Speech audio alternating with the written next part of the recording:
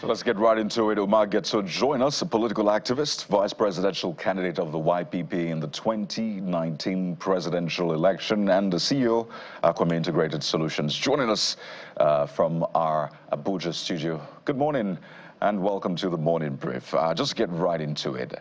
I know it's been said time and again, happy International Women's Day, happy International Women's Day, but was it really a happy International Women's Day for you and by extension other women that you speak with or represent? Thank you very much. A very good morning to you. It's a pleasure being with you again. And happy International Women's Day to all the women in the world. Thank you. Yeah, so right to my question, was it really a happy International Women's Day when you look at the policies of women representation and all of that? Is it really a happy International Women's Day? Beyond the greeting now, I'm looking at the reality. Yes, if you look at the reality, there are a lot of challenges, but we'll still wish ourselves happy with International Women's Day because we are still mothers, we're still nurturers, and we are happy from our end or from our own end because that's what we do best as a nurturing, making our being good mothers, and we're always striving to give our best. So I will still say happy International Women's Day to all women out there. So the reason why we're asking the question, you know, we can break it down across levels, from family level to community level to the national level. So let's stay at the national level.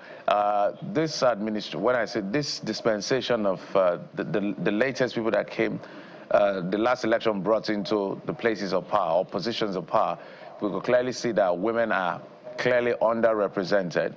And there are reasons for some of the given for that particular outcome. People have said that election was highly competitive. How much could women bring to the table? Electoral value, not competence to perform in office. That's a different kettle of fish. So in going forward and looking at this data, we're talking about accelerating women and all of that. What do you think should be proposed as to helping women find, whether it's a very competitive or less competitive elections, so help women get into places of power so that they can contribute their quota? I'm just thinking, now given one played out in the Senate, if we reverse the role, you know, we have 105 men as against 4 women. If we had 105 women to 4 men, would things have changed? Yes, it's a quite challenging journey, especially for us women, because it goes both ways. If we look at what we are supposed to be given, like there are some laws that are not favoring women, because if you look, if at least there will be a law that will say, as in this, there's a certain percentage of women that need to come on board or that need to be elected or go to the maybe white or green chamber, that will be a little bit more fair. And I'm very unfortunate there are a lot of laws that are either not passed or delayed to be passed. So these are some of the challenges. And from we as women, from our own angle too, there are some, like, should I say, natural causes or political and as in cultural challenges that we're facing, which are truly dragging us back.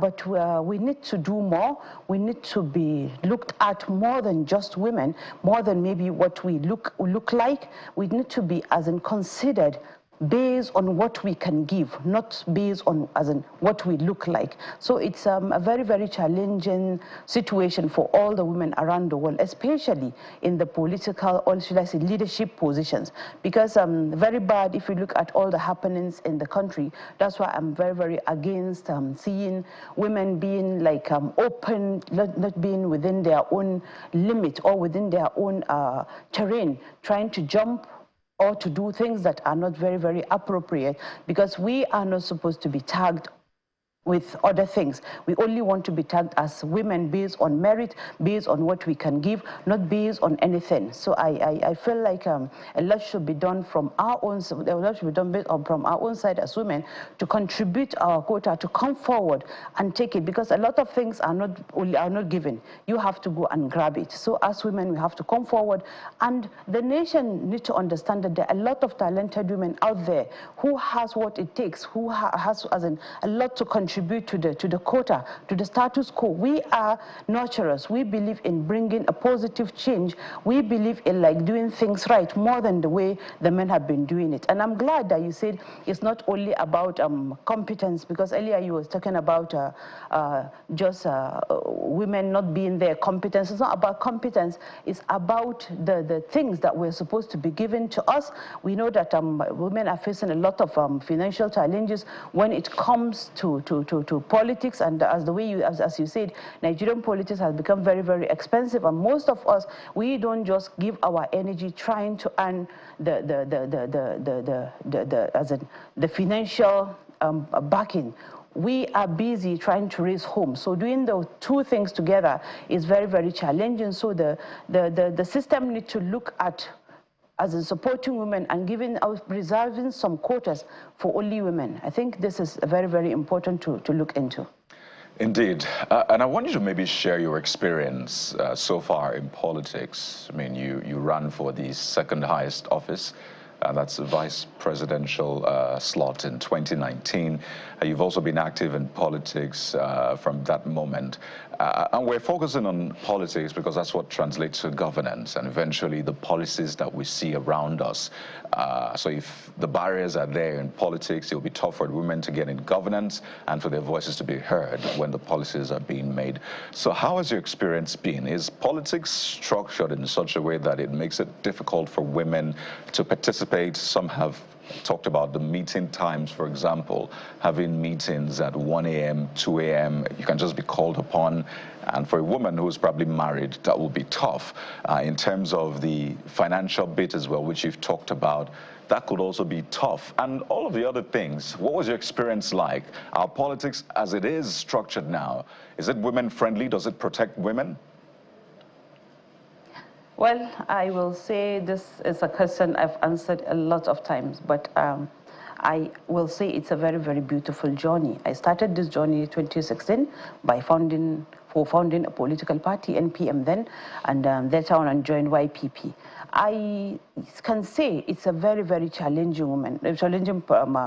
journey, especially for a woman like me from the core north, from being a mom all my life, as in being like a normal housewife, not what we used to see, women that as in join politics are not really responsible women according to what our society believes in. But I can say it's a very, very wonderful journey, though challenging, because a lot of things, people always undermine you, feel like you can't just be a timid or shy, normal woman, or you have to go out and do what men are doing. And I always used to tell the upcoming female politicians that you have to just do it your own way. You mustn't go out, do what men are doing. You can still do it right. As long as you define your scope, you know where you're going to. I don't think it's a very, very difficult journey, but we know that the political journey for everyone, even for men, is not quite easy. Of course, it's not easy, but when you define your scope, try to strike a balance between home, work, when to do meetings, when not to do meetings. I could remember during 2019 elections, I used to tell my principals that as long as my husband is home or he's not travel, or there are some hours that I cannot just go out. So it's all about defining what you want to do, how you want to do it, that let it tally with who you are as a mom, as a wife, as a representative of your own community and your own religion. So I don't think it's a very, very hard journey, because what you ask for is what you'll be given. I know people used to feel like women in politics are not supposed to be as in just normal moms or normal like people in the society, but we are normal people. But what you need to do is just to define your scope, define what you need to do, you need to work with at the time you need to work with them, and make sure that you do not cross any boundary that will come and backfire.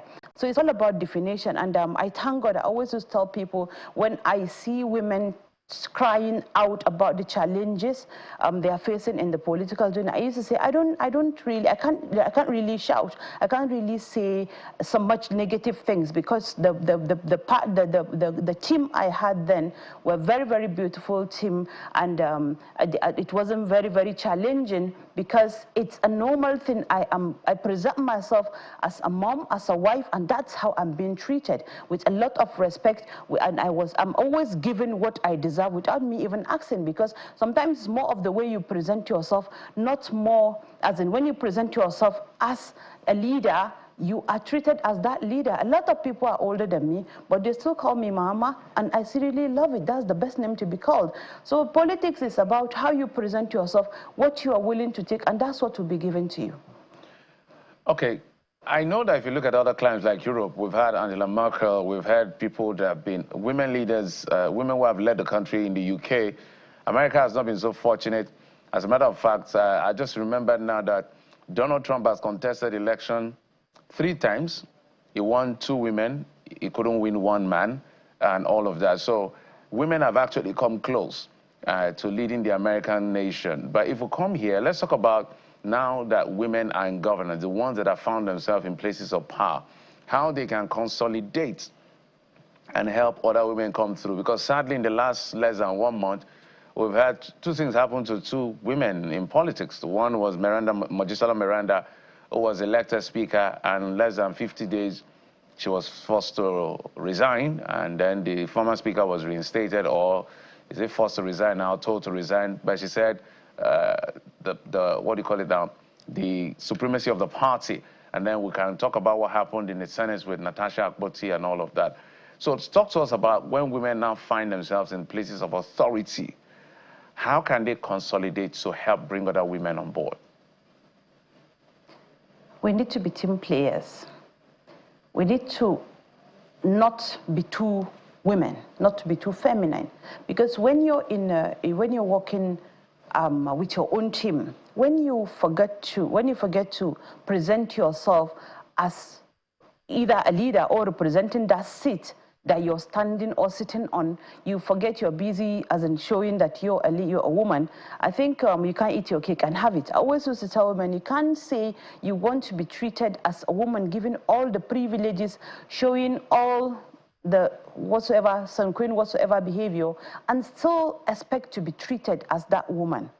No, you have to stand there with all your strength, with all it takes, do things. I know a woman can never be equal to a man, but do things the way things should be done, without prejudice, without you feeling like you're above the men there. Because as a woman, I always believe, even men that are in positions that I'm older than sometimes, I used to give them that respect, because they are men and they are taking care of women in their homes like me. So this respect should be, as it shouldn't be neglected.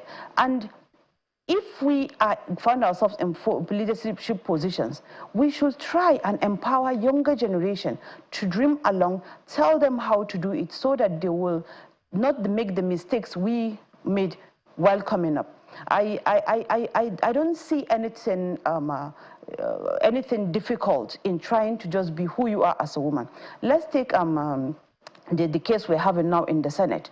You know, sometimes if we try to overstep, if we try to do it all, or we try to show we're very, very important, whether we like it or not, as women, we have our own limitations. So whatever it is, the privileges are coming, we want to take the privileges as women, and at the same time, we want to say we're more than the men. Even if it is not a kind of gender, should I say division or whatsoever, if you're in a place and the numbers are more than you have to play with a lot of tactics, with a lot of respect, with a lot of consideration. So I always used to tell men, never ever step beyond or chew what you cannot swallow. It's a very, very simple thing. I know a lot of men don't want to hear this. I wrote a lot of things about this Natasha's issue, but we are very, very sentimental. We're carried away by emotions, because this is an issue of a seat, and it's now turn into something. So we cannot just be friends or over-friendly with men and expect ourselves to be like treated differently. So when you want to be a leader as a woman, you have to stand within your own limit, never ever to match a toe that you're not supposed to match. Well, I know that this debate is still out there, but for that second prayer, which says, well, if she apologizes, then the sentence in that sense can be reduced. Would you advise her to toe that path, or just continue in the path that she's been on? Well, I believe in justice. Let there be justice, whatever it is, whatever it's not. Let it be treated with utmost justice. Let as in women, be treated right wherever they are. But I'm very, very sorry to say this to a lot of women.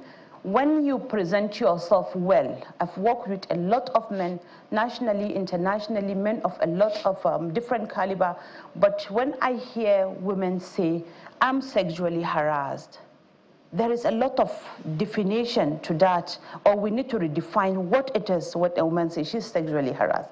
And we have seen it in a lot of places in the world, not only in Nigeria, whereby women took advantage of them being women and raised such kind of accusations for other personal interests. We are supposed to talk to prevent or protect the dignity of other women. This, I feel, will raise a lot of questions. If at all a lady that's sitting in the Senate, being in that position, is now crying of being sexually harassed by a man. I know a lot of men that are allowing their women to come into the political game will be a little bit scared, because it's like, if at all people of such kind of positions are not protected, now a lot of fingers will be raised to women like us, that wherever we find ourselves, it's not about merit. Right. It's not about our hard work. Right. It will feel like we got there through the window. And I'm telling you, I know a lot of women that I respect politically, that they do their things, they work diligently, they are very, very devoted to this journey, and they don't come through the window. They do it right.